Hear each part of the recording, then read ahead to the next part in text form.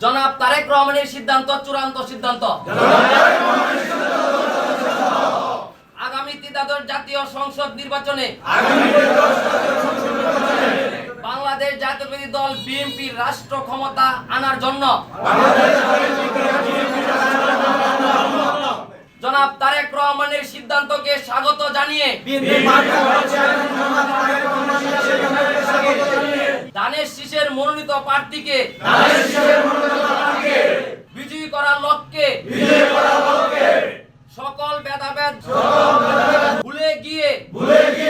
ময়মনসিংহ ৩ গৌরীপুর উপজেলার মনোনীত প্রার্থী জননেতা জনাব ইঞ্জিনিয়ার এম ইকবাল হুসাইনের মনোনয়নকে সমর্থন জানিয়ে আমরা গৌরীপুর উপজেলা স্বেচ্ছাসেবক দল